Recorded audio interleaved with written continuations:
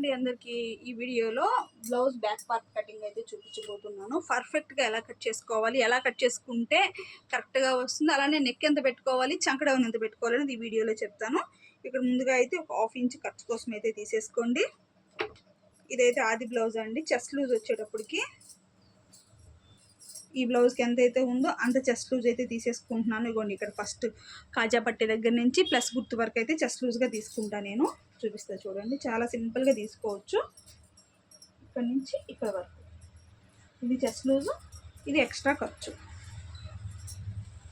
ఈ విధంగా మనము గీసేసుకోవాలి.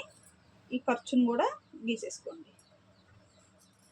ఇది అయిపోయిన తర్వాత బ్లౌజ్ యొక్క పొడవు మీకు ఓన్లీ బ్యాక్ పార్ట్ వరకే చెప్తానండి. ఇది కరెక్ట్గా ఉంటుంది అన్నమాట కస్టమర్కి.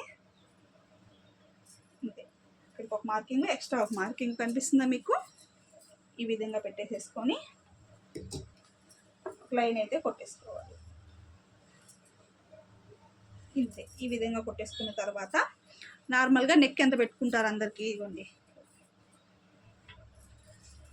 2.5 ఇంచుల నెక్ అండి. ఓకేనా?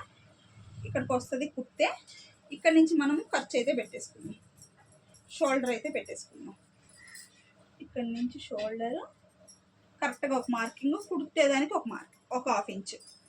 ఇప్పుడు చంక డౌన్ అనేది ఎంత పెట్టుకోవాలి అంటే 5.5 పెట్టుకోండి, సరిపోతుంది. ఎవరికైనా కూడా చంక దింపు 5.5.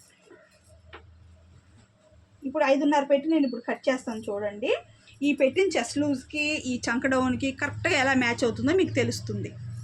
ఈ విధంగా పెట్టేసుకోవాలి.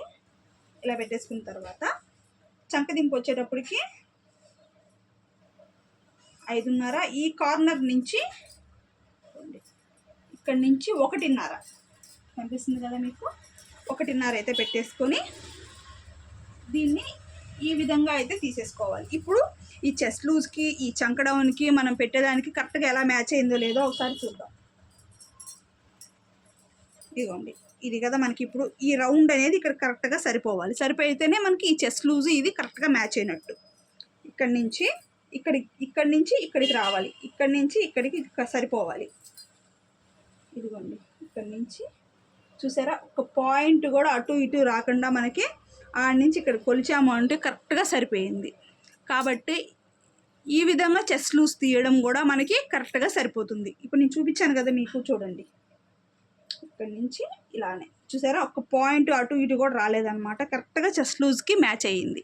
ఇప్పుడు మనం పెట్టిన కొలత చెస్ట్ లూజ్కి మ్యాచ్ అయింది. ఈ విధంగా మనము నెక్ వచ్చేటప్పటికి 2.5. షోల్డర్ వాళ్ళ బ్లౌజ్కి ఎంతైతే ఉందో అటు ఇటు ఖర్చు రోజులుకుంటూ పెట్టుకోవాలంటే దగ్గర దగ్గర 3 వస్తుందండి, అంతకు మించి రాదు. 3 వచ్చింది.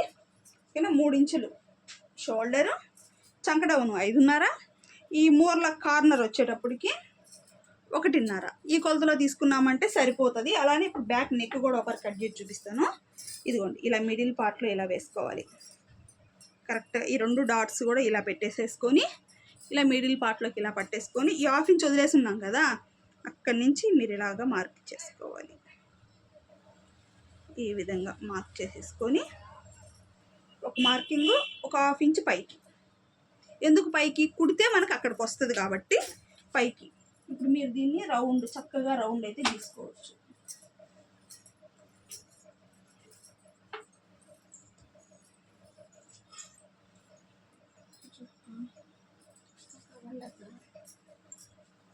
కొండ దాక్నేమో చేయాలి ఇంకా.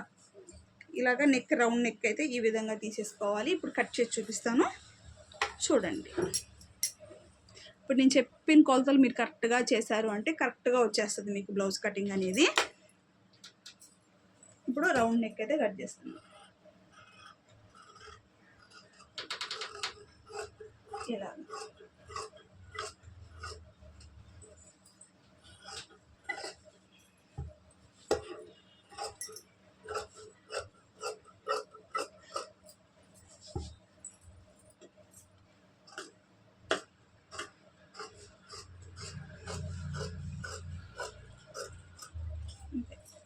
ఈ కొలతల్లో కనుక మీరు కట్ చేసుకున్నారు అంటే బ్లౌజ్ అనేది కరెక్ట్గా సరిపోతుంది.